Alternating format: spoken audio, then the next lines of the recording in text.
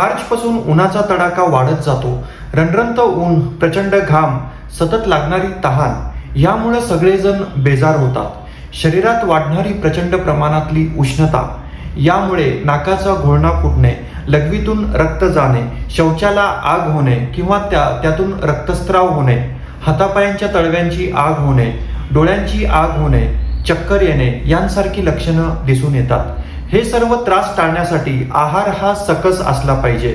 मग यामध्ये प्रामुख्याने आहारात भाज्या आणि फळांचा भरपूर प्रमाणात समावेश असणं गरजेचं आहे.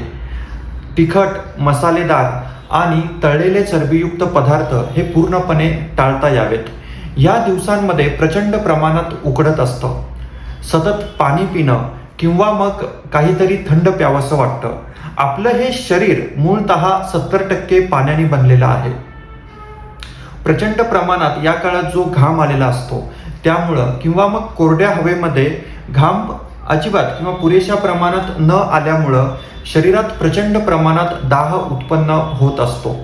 मग हे शरीरातील वाढलेली ही जी अतिरिक्त उष्णता आहे ती बॅलन्स करण्यासाठी आणि शरीरातील पाण्याचं संतुलन राखण्यासाठी साधारणपणे 3 लिटरपर्यंत द्रव पदार्थ घेणं हे गरजेचं असतं. परंतु तेवढं पाणी हे पिलं जात नाही आणि म्हणून उन्हाळ्यामध्ये ऋतूकालत भवे म्हणजे काळानुसार या काळात जी फळं निसर्गामध्ये आहेत त्यांचा जर आपण पुरेशा प्रमाणात आहारात समावेश केला तर या त्रासापासून आपण नक्कीच मुक्त होऊ शकतो.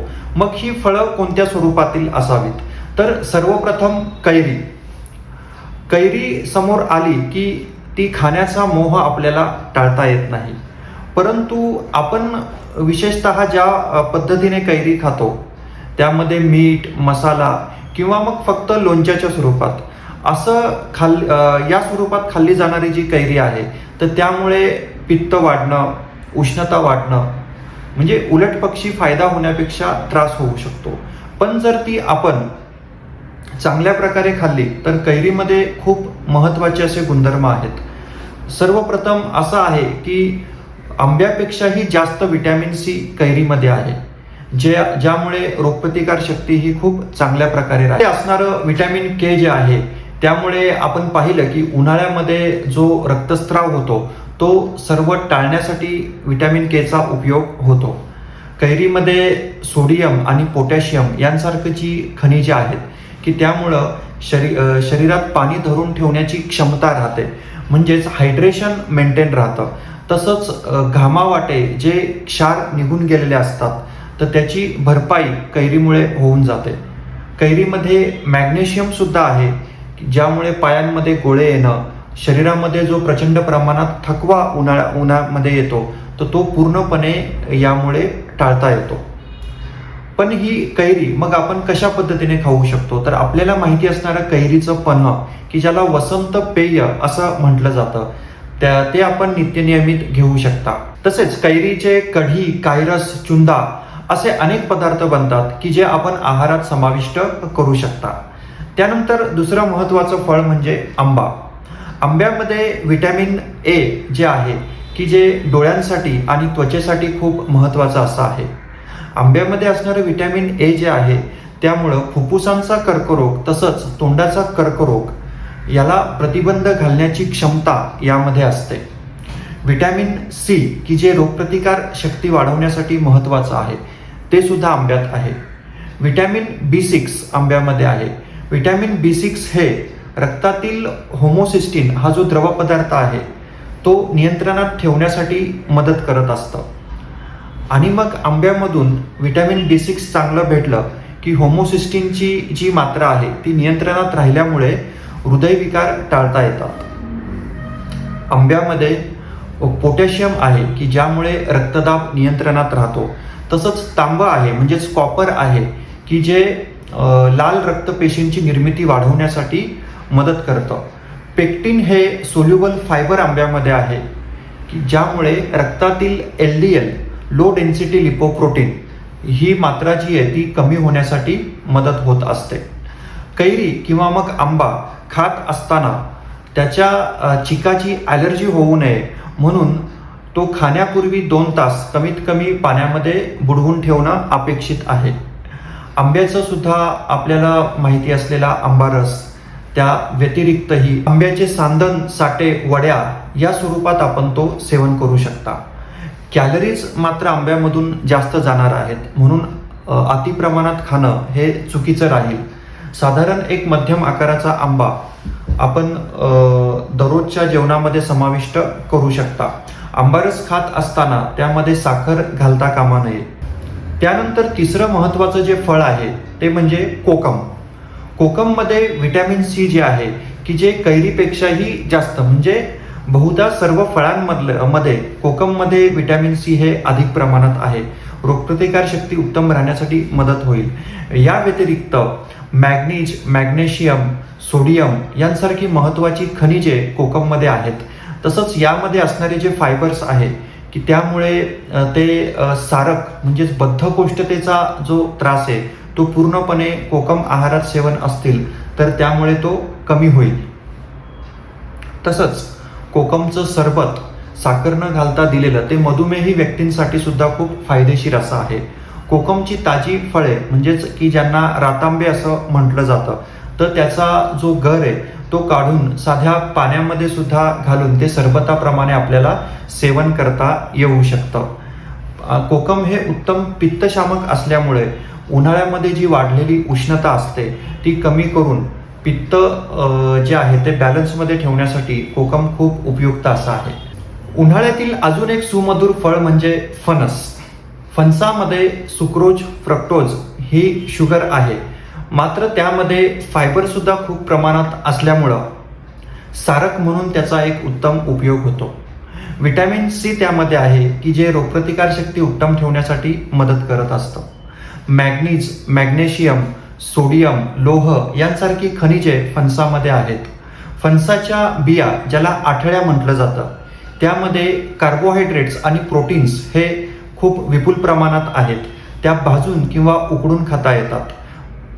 फणसामध्ये चरबी आणि कॅलरीज खूप कमी प्रमाणात असतात. त्यामुळं वजन कमी करणाऱ्या व्यक्तींसाठी फणस हे खूप महत्त्वाचं असं फळ आहे. फणसाचे सुद्धा साटे, सांदणे यांसारखे पदार्थ करून आपल्याला सेवन करता येऊ शकतात. त्यानंतर महत्त्वाचं फळ म्हणजे काजू. विशेषतः काजूमुळे उलट पित्त वाढतं, उष्णता वाढते, तसंच त्यामध्ये मधून कॅलरीज जास्त प्रमाणात मिळतात, म्हणून मग ते खाणं शक्यतो टाळलं जातं किंवा मग ते खाल्लंच जात नाही.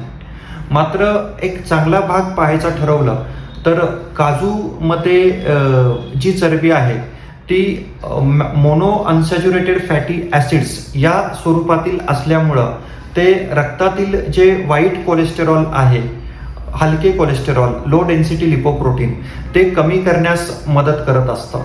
काजूमध्ये जी खनिजे आहेत त्यामध्ये manganese, magnesium, sodium, zinc, selenium, लोह, तांबे ही सगळ्या प्रकारची खनिजे त्यामध्ये असतात आणि म्हणून ते थोडंफार खाणं हे आवश्यक आहे. मात्र स्थूल व्यक्तींनी हे टाळलं पाहिजे की त्यामुळे वजन वाढू शकतं. तसंच ते उष्ण आहे, पित्त वाढू शकतं त्यामुळे, म्हणून पित्तप्रधान व्यक्तींनी ते टाळलं पाहिजे. त्यानंतरचं महत्त्वाचं फळ म्हणजे केळी. विशेषतः सकाळची न्याहारी, दुपारचं जेवण यामध्ये खाता येण्यासारखं हे फळ. केळ्यामध्ये कॅलरीज ह्या जास्त असतात. साधारण एका केळीमध्ये मधून 110 कॅलरीज मिळत असतात. मग त्याच्यामुळे जास्त वजन ज्या व्यक्तींचं आहे त्यांनी केळी जपून खावीत किंवा मग केळ्याचा ग्लायसेमिक इंडेक्स सुद्धा जास्त असल्यामुळे विशेषतः मधुमेही व्यक्तींनी हे खाणं टाळावं. मात्र काही चांगल्या गोष्टी पाहिल्या तर केळ्यामधून व्हिटॅमिन B6 की जे खूप कमी फळांमध्ये आहे ते चांगल्या प्रकारे भेटणार आहे. व्हिटॅमिन सी रोगप्रतिकार शक्तीसाठी जे उत्तम आहे ते भेटणार आहे. रक्तदाब नियंत्रित करण्यासाठी असणारं जे पोटॅशियम ते केळ्यामध्ये आहे. तसंच फायबर सुद्धा यामध्ये प्रचूर मात्रेत असल्यामुळं बद्धकोष्ठतेचा त्रास हा केळी सेवनाने कमी होणार आहे. नंतरचं महत्त्वाचं फळ म्हणजे चिक्कू. विपुल प्रमाणात असणारं जीवनसत्व आणि खनिजांचं भंडार म्हणजे चिक्कू असं आपल्याला म्हणता येईल. चिक्कूमध्ये जे व्हिटॅमिन ए आहे की जे डोळ्यांसाठी खूप महत्त्वाचं असं ठरणार आहे. तसंच व्हिटॅमिन सी आपल्याला माहिती आहे रोगप्रतिकारशक्ती यामुळे उत्तम राहील. व्हिटॅमिन ई यामुळे त्वचेचं आरोग्य हे चांगलं राहील. त्यामध्ये फॉस्फरस आणि कॅल्शियम सुद्धा आहे की जे हाडांचं आरोग्य उत्तम राखण्यासाठी मदत करेल. फायबर सुद्धा चिक्कूमध्ये जास्त प्रमाणात आहे की ज्यामुळे बद्धकोष्ठतेचा त्रास कमी होईल. पोट नियमितपणे साफ होण्यासाठी मदत होईल. तसंच चिक्कूमध्ये लोह सुद्धा आहे की ज्यामुळे ॲनेमिया होणार नाही. असा हा सर्व गुण संपन्न चिक्कू. थोडंसं ग्लायसेमिक इंडेक्स चिक्कूचंही जास्त असल्यामुळे मधुमेही व्यक्तींनी ते कमी प्रमाणात सेवन करणं किंबहुना डॉक्टरांच्या सल्ल्यानेच सेवन करणं अपेक्षित असं आहे. त्यानंतर उन्हाळ्यातील अजून एक महत्त्वाचं फळ म्हणजे कलिंगड. नावाप्रमाणेच वॉटरमेलन यामध्ये 92% पाणी असतं. 100 ग्रॅम कलिंगडापासून केवळ 30 कॅलरीज मिळतात. तसंच यामध्ये सोडियम, पोटॅशियम, मॅग्नेशियम, फॉस्फरस यांसारखी खनिजं ही विपुल प्रमाणात असतात. शरीरातील पाणी धरून ठेवण्याची क्षमता ही यामुळे उत्तम राहते. म्हणून उन्हाळ्यात कलिंगड सेवन करणं सुद्धा फायदेशीर ठरेल. त्यानंतर उसाचा रस. उसाचा रस हा गोड जरी असला किंवा त्यामध्ये खूप प्रमाणात साखर जरी असली तरी ही जी साखर आहे ती अनरिफाईंड असते, म्हणजे ती शरीरासाठी नुकसानकारक अशी नसते. ऊस गोड असला तरी सुद्धा विशेष असं की ग्लायसेमिक इंडेक्स हा ऊसाचा कमी आहे त्या मानाने, आणि म्हणून ऊसाच्या रसाचं सेवन केलं तर साखर ही झटकन शरीरामध्ये वाढत नाही, पोट सुद्धा भरलेलं आहे असं वाटून जातं. त्यामुळे कमी अधिक प्रमाणात ऊसाचा रस, विशेषतः आलं आणि लिंबू रस एकत्रित करून जर सेवन केला तर ते फायदेशीर ठरू शकतं. तसंच यामध्ये सुद्धा sodium, potassium, magnesium, phosphorus, calcium, लोह यांसारखी वेगवेगळी खनिजे असतात जी शरीरासाठी फायदेशीर ठरतील. उन्हाळ्यामध्ये जे हायड्रेशन मेंटेन राहायला पाहिजे ते यामुळे खूप चांगल्या प्रकारे राहील. त्यानंतर शहाळ्याचं पाणी. यामध्ये सुद्धा सोडियम, पोटॅशियम जास्त प्रमाणात आहेत आणि म्हणून शरीरातील पाणी धरून ठेवण्याची क्षमता ही यामुळे उत्तम राहील. शहाळ्याच्या पाण्यामुळं स्नायूंना जे पेटके येतात तर त्यांना तो प्रतिबंध होण्यासाठी मदत होऊन जाईल. आवळ्याचं सरबत. आयुर्वेदानुसार आवळा हा खूप म्हणजे महत्त्वाचं असं की रसायन म्हणून सांगितलेलं आहे. शरीराच्या प्रत्येक पेशीचं सामर्थ्य वाढवण्याची क्षमता यामध्ये राहते. असं हे आवळ्याचं सरबत उन्हाळ्यामध्ये आपण घेऊ शकता की ज्यामध्ये सुद्धा सोडियम, पोटॅशियम, मॅग्नेशियम, लोह, तांबे यांसारखी वेगवेगळी खनिजे असतात. तसंच व्हिटॅमिन ए, बी, सी यांसारखे घटक सुद्धा यामध्ये आहेत.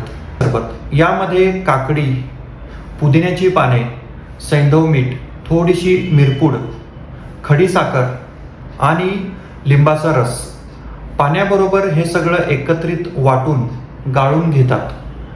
काकडीमध्ये स्निग्ध पदार्थ नाहीत, तसंच कॅलरीज सुद्धा खूप कमी आहेत आणि पोटॅशियम सुद्धा खूप चांगलं आहे. त्यामुळं उन्हाळ्यामध्ये जे हायड्रेशन मेंटेन राहायला पाहिजे ते ह्या ताज्या सरबतामुळे खूप चांगल्या प्रकारे राहील. आयुर्वेदामध्ये वाळा ही वनस्पती आहे ती उन्हाळ्यामध्ये खूप फायदेशीर अशी आहे. या वाळ्याचं सरबत सुद्धा घेतलं जातं. वाळ्यामध्ये विशिष्ट प्रकारची व्होलॅटाईल ऑइल्स आहेत की ज्यामुळे ह्या सरबताचा स्वाद आणि गंध हा खूप छान प्रकारे असा येतो. उष्णतेमुळे जी लाही झालेली असते, जो शारीरिक मानसिक त्रास होत असतो तो यामुळे खूप कमी प्रमाणात व्हायला मदत होऊन जाते. तसंच त्वचेवर भेगा पडणं, उष्णतेचे इतर त्रास होणं हे सगळे यामुळे कमी होतात. आयुर्वेदानुसार द्राक्षा फलोत्तमा असं सांगितलेलं आहे, म्हणजेच सगळ्या फळांमध्ये द्राक्ष ही श्रेष्ठ आहेत आणि म्हणून नित्य नियमित उन्हाळ्यामध्ये अगदी दररोज काही प्रमाणात द्राक्ष सेवन करणं हे फायदेशीर ठरेल. यामध्ये सुद्धा वेगवेगळ्या प्रकारचे विटॅमिन्स, खनिजे हे खूप चांगल्या प्रमाणे आहेत. विशेष म्हणजे कॅन्सर विरोधी घटक हे द्राक्षामध्ये चांगल्या प्रमाणात असल्यामुळं हे खाणं खूप फायदेशीर असं ठरेल. या व्यतिरिक्त डाळिंब, संत्री, मोसंबी ही फळं सुद्धा उन्हाळ्यात नित्यनियमित आपण सेवन करावीत अशी आहे. अशा प्रकारे या फळांचं सेवन आपण उन्हाळ्यामध्ये सेवन केलं तर ते खूप फायदेशीर असं ठरणार आहे. कुठलंही फळ सेवन करत असताना ते रात्री करू नये, म्हणजे सूर्यास्तानंतर फळांचं सेवन करू नये आणि होल फ्रूट म्हणजेच फळांचे रस घेण्यापेक्षा हे संपूर्ण फळ खाण्याला प्राधान्य द्यावं तर ते फायदेशीर असं ठरणार आहे. आयुर्वेदात सांगितलेला जो विरुद्ध आहार आहे म्हणजेच त्यामध्ये कुठलंही फळ आणि दूध एकत्रित करून खाणं हे खूप चुकीचं असं आहे. तर त्याचं सेवन मिल्कशेक किंवा अगदी आईस्क्रीम वगैरे की जे खाताना आपल्याला चविष्ट किंवा मग थंड जरी वाटलं तरी त्याचा शरीरावर जो परिणाम आहे तो वाईट असा होणार आहे आणि म्हणून असल्या गोष्टी टाळणं हेच शारीरिक आरोग्यासाठी चांगलं असं राहील. तर अशा प्रकारे आपण फळांचं सेवन जर केलं तर उन्हापासून होणारे हे जे त्रास आहेत त्यापासून आपलं संरक्षण निश्चितपणे खूप छान प्रकारे असं होऊ शकतं. धन्यवाद.